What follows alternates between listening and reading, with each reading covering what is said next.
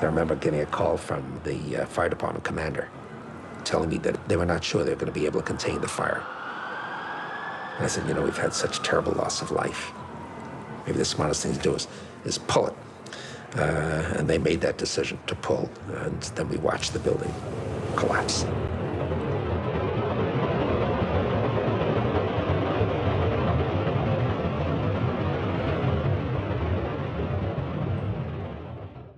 Now, more on the latest building collapse in New York. You might have heard a few moments ago I was talking about the Salomon Brothers building collapsing.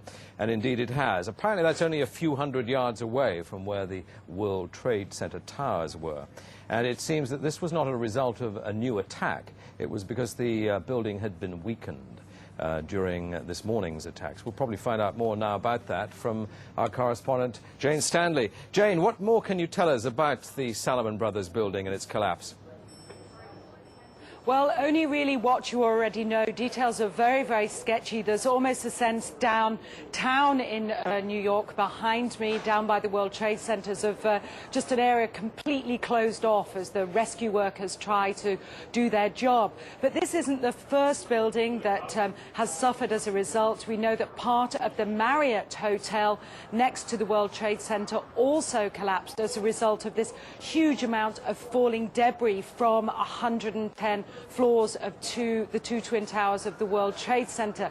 As you can see behind me, the Trade Center appears to be still burning. We see these huge clouds of smoke and ash, and we know that behind that there's an empty piece of what was a very familiar New York skyline, a symbol of the financial prosperity of this city, but completely disappeared now, and New York is still unable to take on board what has happened to them today. Presumably there were very few people in the Salomon building when it collapsed. I mean, there were, I suppose, fears of possible further collapses around the area. That's what you would hope, because this whole downtown area behind me has been completely sealed off and evacuated, apart from the emergency workers. That was done by the mayor, Rudy Giuliani, much earlier today because of, course, the dreadful collapse of the Twin Towers of the World Trade Center. But New York, very much a city still in chaos. The phones are not working properly, the subway lines are not working properly. And we know that down there near the World Trade Center there are 3 schools that are being turned into triage centers for emergency treatment. And I know that over in New York Harbor, where the famous Statue of Liberty is, there's a field hospital where 1,500 people are being treated. And we have heard, though it's unconfirmed as yet, that 100 New York City police officers have been taken there as well for treatment. But we do need to confirm those figures for the officers. It's now, what, some 8 hours since the attacks. Is there any estimate yet available of the number of casualties in the World Trade Center? I think we can only go at this point with the words expressed by the mayor of New York, Rudy Giuliani, that it's too frightening to think how many there could be. We know that it's about almost 300 people on the airliners that were used in these attacks. But you've got to remember, this was 9 o'clock in the morning on a Tuesday morning. It's busy in downtown Manhattan in the financial district then. The World Trade Center itself has 50,000. I want to reassure the American people that the full resources of the federal government are working to assist local authorities to save lives and to help the victims of these attacks. Make no mistake, the United States will hunt down and punish those responsible for these cowardly acts. I've been in regular contact with the Vice President, Secretary of Defense, the National Security Team, and my cabinet. We have taken all appropriate security precautions to protect the American people. Our military at home and around the world is on high alert status, and we have taken the necessary security precautions to continue the functions of your government. We have been in touch with the leaders of Congress and with world leaders to assure them that we will do whatever is necessary to protect America and Americans. I ask the American people to join me in saying a thanks for all the folks who have been fighting hard to rescue our fellow citizens, and to join me in saying a prayer for the victims and their families. The resolve of our great nation is being tested. But make no mistake, we will show the world that we will pass this test. God bless.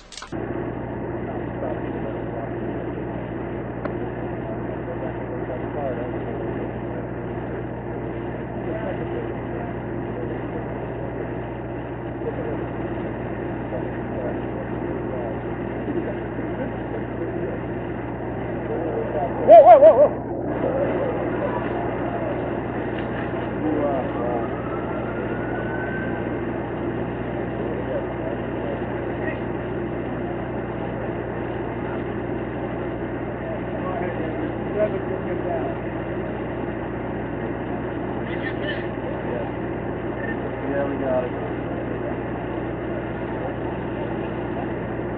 Yeah, keep it rolling. We got it. Good.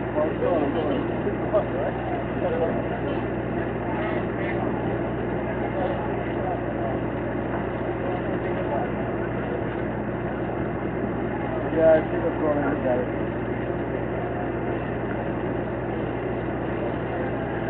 Jim, I think we have some tape with me. Keep your eye on that building as they coming down. Building is about to blow up. Moving back. All right, guys.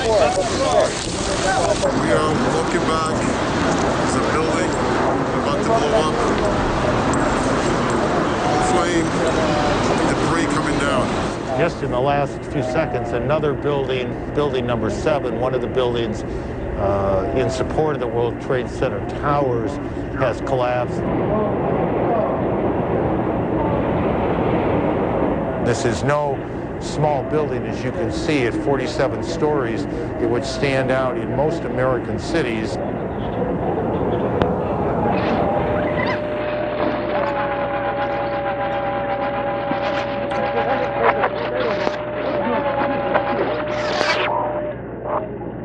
Suiciders to kill innocent life, who had relations with Zarqawi. Imagine what the world would be like with him in power.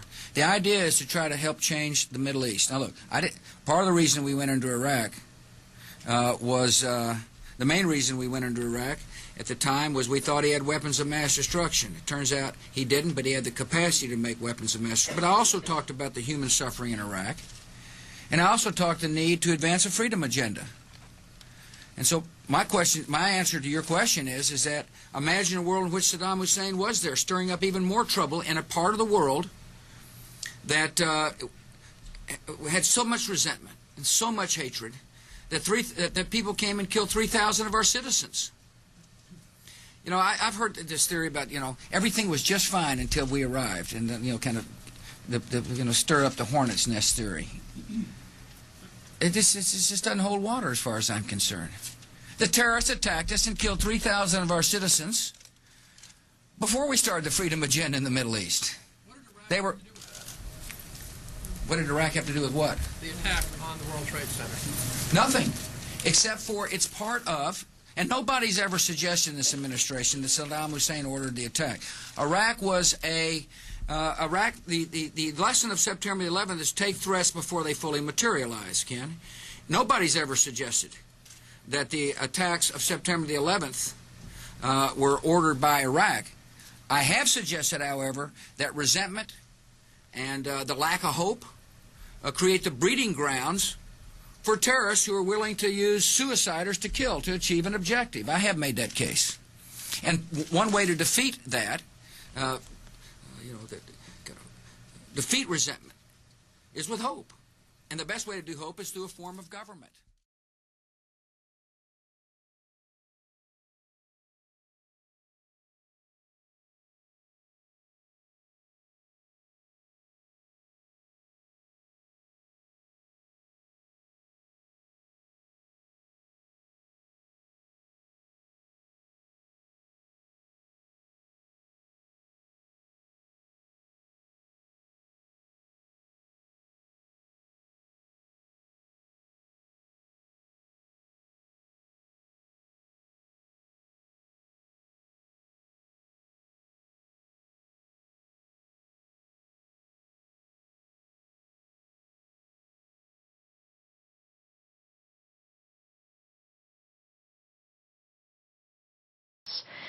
The Israeli newspaper Ma'ariv has reported Israel's former Prime Minister Benjamin Netanyahu has publicly said the September 11th attacks have been good for Israel.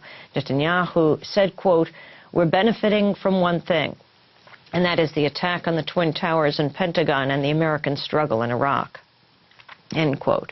Netanyahu then reportedly said these events, quote, "swung American public opinion in our favor." Presidente, las relaciones bilaterales entre nuestros países se intensificaron en diversos ámbitos.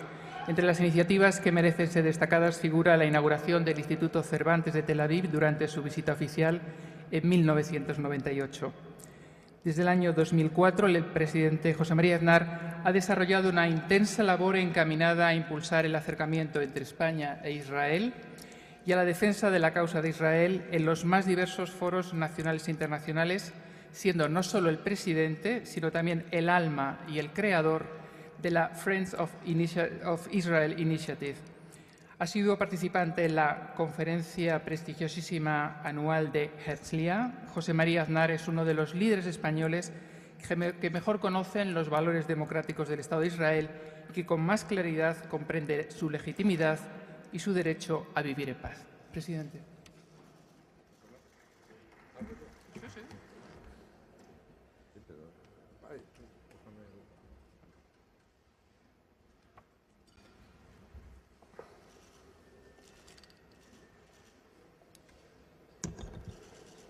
Señor embajador, señor ministro, señora presidenta, señora alcaldesa, señor expresidente de la Generalidad de Cataluña, señora de Pujol, mi viejo amigo y quiero decir antiguo amigo y buen socio durante años. Para mí señoras y señores, para mí es un placer y un honor recoger esta noche el premio Samuel Adas, concedido por la Embajada de Israel en España, y quiero felicitar también a todos los premiados esta noche. Y además quiero recalcar que también, teniendo en cuenta lo que en Madrid se va a producir dentro de un rato, tienen ustedes mucho mérito de estar aquí. Y como ha dicho el embajador, de ratificar su compromiso con Israel. Si ustedes me permiten decir, tenemos mucho mérito, porque yo me apunto también al mérito que me corresponde a ustedes.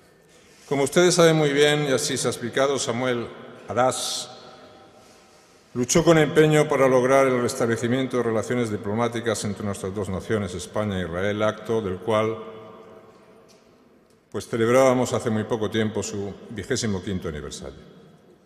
Era muy importante normalizar el vínculo diplomático, algo que, como digo, se consiguió en 1986, pero también lo era el restablecimiento de unas relaciones normales entre el pueblo español y el pueblo judío. En buena parte la visión de Samuel Adas se ha realizado, y creo no equivocarme, afirmando que hoy los españoles conocen mejor y con mayor riqueza de detalles y matices a Israel. Los intercambios comerciales, el flujo turístico, la relación cultural, todo ha ido andando en el buen devenir de lo que deben ser relaciones sanas, francas y dinámicas entre dos países amigos. Pero también es verdad que, a pesar de esa evolución positiva, aún persisten ciertos estereotipos y visiones distorsionadas sobre lo que es Israel y la región donde está enclavado, que obliga a estar activos y vigilantes. En los últimos años, con especial dureza e intensidad, se ha desarrollado una campaña internacional con el objetivo de deslegitimar al Estado de Israel. No se trata de una crítica hacia determinadas de sus opciones políticas, sino de un rechazo al derecho de Israel a existir, es decir, un verdadero ataque a la idea misma de Israel. Esta campaña de deslegitimación también ha tenido su eco entre nosotros, con el claro intento de provocar a Israel y de crearle más problemas ante la opinión pública y ante el mundo. Yo siempre he creído que Israel es un país occidental, y es más, que es hoy uno de los pilares reales, vitales de eso que llamamos Occidente. Es una democracia como la nuestra, que se merece el mismo tratamiento que nos damos a nosotros mismos. Es una tierra de oportunidades, de innovación y de descubrimientos, no una tierra exclusivamente de conflictos. Es una isla de estabilidad en medio, desgraciadamente, de un mar extraordinariamente tormentoso. Es más, si me permiten parafrasear una cita conocida, yo diría que ante los retos a los que todos nos enfrentamos en la región, incluido, y no el menor, precisamente, el riesgo nuclear, se puede decir que nunca tan pocos hicieron tanto por tantos. Porque creo en Israel y porque estoy convencido de que Israel no solo se merece existir en paz, sino que es un imperativo moral y estratégico y político defenderlo. Porque si Israel cayese, caeríamos todos. Me pareció que luchar contra la campaña de deslegitimación de Israel era algo tan justo como necesario. How do you propose that NATO should change to take on this very different sort of threat? Transform NATO, because NATO is created to defend our freedoms and liberties from the threat of the Soviet Union. But the Soviet Union does not exist. But the terrorists exist. The objective of NATO is to guarantee our freedom, our democracy, our prosperity. How is the main threat in the world in this moment? Terrorism. In my view, the objective of NATO should be to fight against terrorism for better guarantee freedom and stability and democracy and security. And I propose a new dimension in the NATO, is the dimension of homeland security. A new commander in the NATO is a commander dedicated to fight terror, and the new enlargement of NATO. No longer necessary in the countries of Eastern Europe, former communist country, but in other countries, in the way to fight terror. For example, Israel. Israel. Israel. Do you believe Israel should be in NATO? Yeah, absolutely. Well, let's stop there for a moment. Well, Israel currently is bombarding Lebanon. Yeah. It says that its actions in Lebanon are a part of the war against terrorism. Do you believe that? Yes. Hezbollah is a terrorist group. Is defined, considered as a terrorist group. Hamas is a terrorist group. Is considered as a terrorist group. Both are supported by Iranian regime, maybe by Syrian regime, but Hezbollah is a terrorist group. And Hezbollah entered in the Israel territory, catch two soldiers, kidnap the soldiers, killing another people, and this is an attack, a terrorist attack. So let's be clear. You are saying you believe Israel should be in NATO. Yeah. NATO, as you know, runs upon the idea of collective security and mutual self-defense. So you are now saying that NATO should be bombing Lebanon. If it's necessary, yes. Because I consider that Israel is a part and center of the Western world. And I consider that my interest, my democracy, my freedom, my prosperity, my liberty, in grand measure, pass in this moment for the existence of Israel. And for Israel, this struggle is a struggle vital for their existence. It's vital for their existence. And they combat terrorism. And I support this idea that it's necessary to guarantee the existence of Israel. But Israel is a part of the Western world. But do you think there is any appetite in most capitals of NATO member states for what you would regard as the necessity of joining in Israel's bombardment of Lebanon and also the besieging of Gaza in their campaign against Hamas? You seriously think you can hold NATO together and keep it as a coherent organization with that kind of view of its future. With the current rules of the NATO, the Article 5 that consider an attack of a member of NATO an attack of all of members of the NATO, the response is voluntarily. This is one reason. The other part is precisely for this reason, I consider that the guarantees of the Western world established around Israel as a member of the NATO is better for our stability, our prosperity, and for the rest of the region of the Middle East, is NATO will be a guarantee for stability.